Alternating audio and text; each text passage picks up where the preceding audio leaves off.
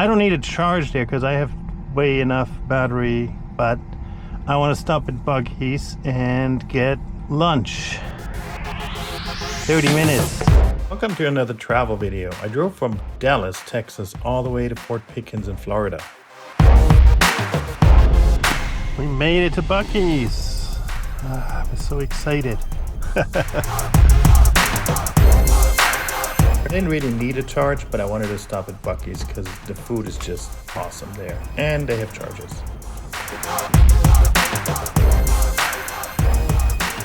Let me check these out. I haven't seen these yet. Those are Mercedes charging stations. Hypercharger. And look at that. The cable management is awesome. You know, it kind of comes out like that. This one only has one plug and this one has two. The other ones have two. Interesting. Not familiar with these chargers. I will do some research. Rated output power 400 kilowatt. Okay. That's pretty good. That's faster than the other ones over there. All right, let's get some food.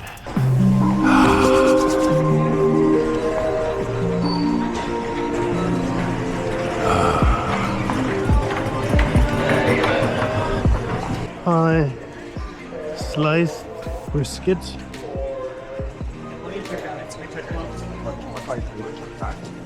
Triple meat. I'll have one of those. Take off.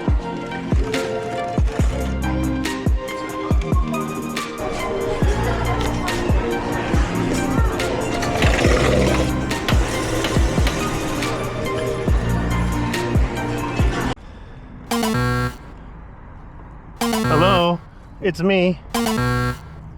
Why is it not opening? Hi, I got my phone. That's so weird. So I just learned something. Buc-ee's does not have any tables. And I was just bringing that up to the lady at the checkout, and she said then they are considered a restaurant. And that's, I don't know what that means in terms of license or taxing or something like that. So I guess they don't want that. Which honestly is fine by me. I can live without a table. I got my own table here. There's a very interesting episode about from Neil deGrasse Tyson Star Talk on YouTube.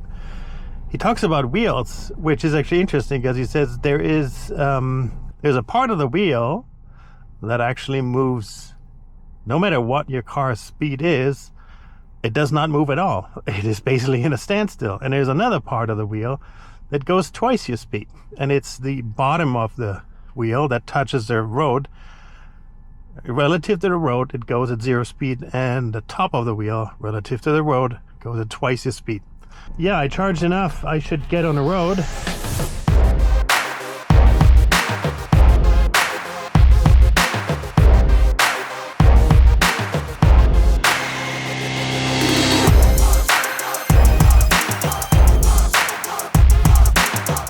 I don't really need to clean them. The cameras work surprisingly well, even if they're dirty.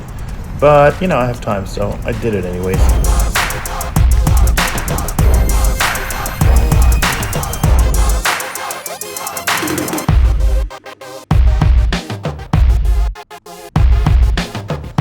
Let's see if I can make it. 3 hours and 5 minutes is a lot.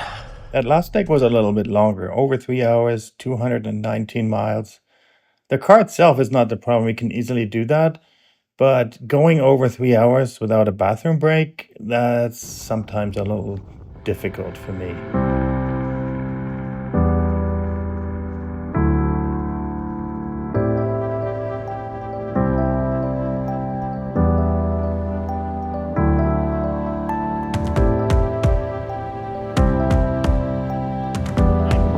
Hey, how's it going? The drive from the entrance of the park to the camping ground and then to the fort, I think it's about 3 miles, 4 miles or something like that. But it's just gorgeous. Like the view, you have oceans on both sides, you have the white sand. It's spectacular.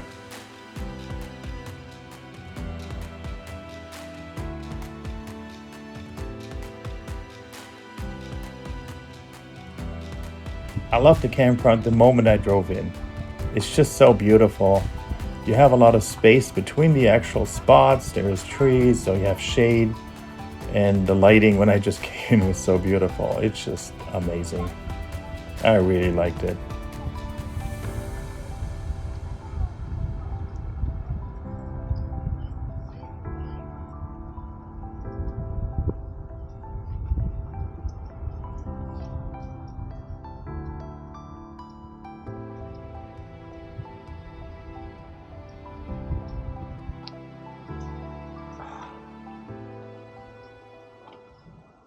My camp spot for tonight. I'm loving it. I am loving it. And we have a hookup here. Excellent. Let me show you what I brought here. Brand new Electron charger, specifically for the purpose of going camping with it. I already downloaded the app. So this is a Tesla specific plug, or the version of Tesla specific. It has this Tesla plug here. And on the other end, it has a NEMA 1450, which is technically up to 50 amps, but with EV chargers, since it's a continuous load, you can draw a maximum of 40 amps. And this is the charger itself. It comes with this. Oh. So if you have this at home, you mount this to the wall and then this one goes in. So typically at campsites, you have the 1450 and then this one, God, I'm not quite sure what it's called. It's basically 30 amps at 120 volts. And those are the standard outlets. This goes in here. And it has LEDs. You can see power, connect, charging, and error. And I believe this one is not turned on. So I'll turn this one on. And here we go. It has power. And now let's see how long the cable is, if it reaches. Oh yeah, it does reach. Okay. Here we go. And it starts flashing. I hear the click. And here we go. We are charging at 40 amps. I don't need 40 amps, so I'm going to adjust it down to, let's say, just 10 for now. So here is the Electron app. I already have the charger. This is my charger connected to Wi-Fi. It's pretty easy. Once your phone's already connected to your Wi-Fi, you basically just share it, and then the phone and the charger connect, and they talk to each other, and then basically tells the charger, this is the Wi-Fi, use this. This is my primary charger. This is the one I have, so I click on that one. And then you can see this funny animation at the top. That doesn't mean you have to slide it to charge. It just means it's already charging. And then down here you can see the voltage, 247 volt. That's pretty high. That's pretty cool. 10 amps, and we're charging it around 2.5 kilowatt. Now let me show you a really cool feature that this charger has. Well, apart from the Wi-Fi where you can look at all these things, this charger is capable of 40 amps.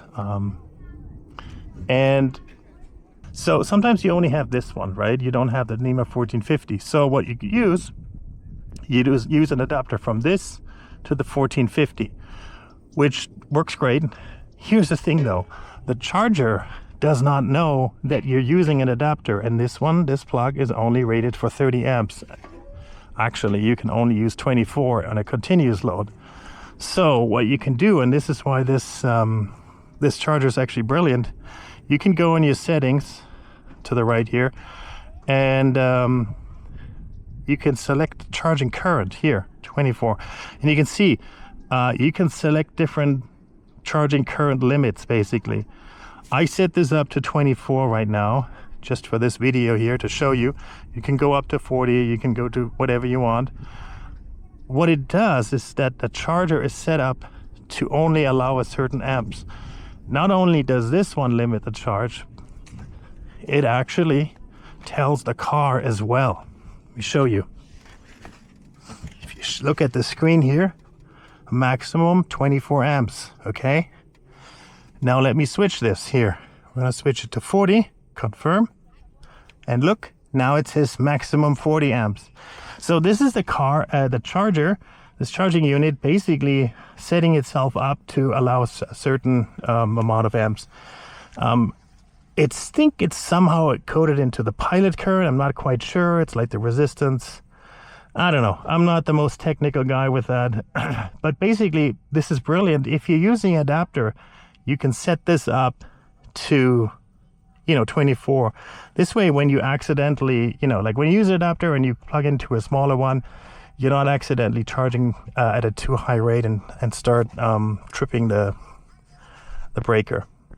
I'm going to add a link where you can order this charger, one for Amazon and the other one to their website where you can order it directly from them. I would recommend checking out their website. They have quite a few different chargers with different configurations. As an EV owner, they have a lot of interesting products that you might be interested anyway, so I would definitely check that out. Let's check out the campground. Oh my God, I love this. Look at this. This is awesome. I'm lucky I got this spot. When I did the reservation, this was the only spot available, and it was only the day available that I actually needed it or wanted it. So everything else is booked. This spot or this campground is always busy. This is inside a national park. Fort Pickens is a national park. Here you can drive up and park if you want to go to the bathroom and to the showers. Nice. Look at that. Oh, it's clean. Very nice. $225. That's reasonably priced. And here are the showers.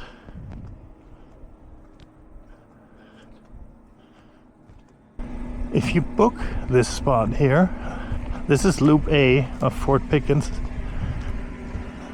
These fans here, I assume they're on all night. And if you're right here, I mean, it's not that bad, but maybe don't go quite here or right here. That's also the most traffic. Everybody's coming here, take a shower, do their laundry. One of the outer ones is probably preferable. But man, look at this. Gorgeous. Gorgeous. What is this? Trail. Nature trail. Let's have a look.